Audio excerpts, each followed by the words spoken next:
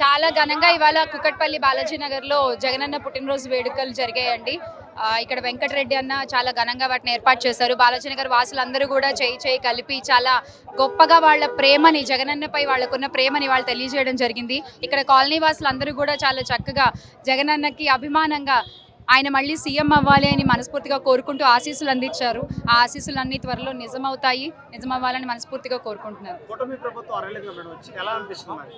కూటమి ప్రభుత్వం 6 నెలలు అయిన సందర్భంలో అంటే చెప్పుకోదగ్గ పాలన కూడా ఏదీ లేదు అనేది నా అభిప్రాయం అండి. ఎందుకంటే చెప్పినవేవి కూడా చేయలేదు, చేస్తాను అన్నవేవి కూడా ప్రజలకు ఇవ్వలేదు. వాళ్ళు అది పిల్లల దగ్గర నుంచి, తల్లుల దగ్గర నుంచి, రైతుల దగ్గర నుంచి, విద్యార్థుల దగ్గర నుంచి, నార్మల్ సిటిజన్స్ వరకు కూడా కనీస విద్యుత్ అనేది కనీస అవసరం మనకి ఈ రోజున. అది కూడా అందుబాటులో లేకుండా చాలా రేట్లు చూస్తే, కరెంటు బిల్లు చూస్తేనే షాక్ కొట్టేటువంటి పరిస్థితి ఈ రోజున.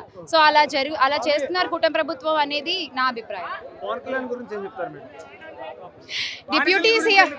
డిప్యూటీ సీఎం గారు సీజ్ చేయాల్సిన ప్రాబ్లమ్స్ చాలా ఉన్నాయి, అవన్నీ వదిలేసి ఆయన ఏదో సీజ్ చేస్తున్నారు. సార్, డిప్యూటీ సీఎం గారు please seize all these problems in Andhra Pradesh. Thank you.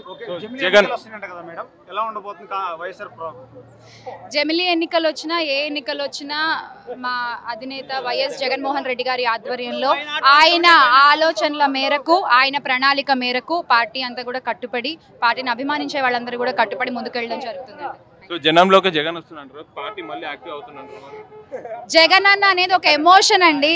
Jagan అన్న అనేది ఒక ఎమోషన్. ఆ ఎమోషన్ ఒక్కసారి మళ్ళీ అది జనంలోకి వచ్చి ఆ ఎమోషన్ మళ్ళీ గనక ఆ అన్నని చూడగానే మళ్ళీ ఒకసారి అవి గుర్తు చేసుకుంటే ఖచ్చితంగా ఆ ఎమోషన్కి ఓట్లు ఎలా పడతాయో మీరే చూస్తారు. సో కూటమి ప్రభుత్వం 6 నెలల పాలనపై ప్రజలందరూ అసంతృప్తిగా ఉన్నారు. సో దానిపైన మీరు ఏం చెప్తారు? మీరే చెప్తున్నారు కదా అసంతృప్తిగా ఉన్నారని.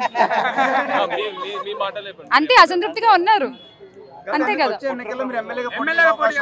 నేనా? లేదన్నా, నేను అధికార ప్రతినిధిగా నా బాధ్యతని, నా వంతు ప్రయత్నంగా నేను నిర్వహిస్తున్నాను. నాకు ఎలాంటి పదవుల మీద ఆశ లేదన్న విషయం ఇదివరకు చెప్పాను. ఇది కూడా నేను ఆశించలేదు. కాకపోతే నాకు జరిగిన అన్యాయానికి జగనన్న గుర్తించి, జగనన్న నా వైపు నించుని ఆయన నాకు అందించినటువంటి ధైర్యం ఈ అధికార ప్రతినిధి అనేటువంటి ఒక పదవి. దాన్ని ఖచ్చితంగా నా వంతు ప్రయత్నంగా నేను తెలియనివి తెలుసుకుంటూ, నేర్చుకుంటూ నేను చేస్తున్నాను. దయచేసి మీ అందరి ఆశీస్సులు కూడా ఉండాలి అని మనస్ఫూర్తిగా కోరుకుంటున్నాను. వైఎస్ఆర్ కాంగ్రెస్ పార్టీ జమిలీ ఎన్నికలు వచ్చినా, ఏ ఎన్నికలు వచ్చినా కూడా ఎప్పుడు సంసిద్ధంగానే ఉంటుందండి. దాని గురించి త్వరలో జగన్మోహన్ రెడ్డి గారు మాట్లాడతారు. Thank you.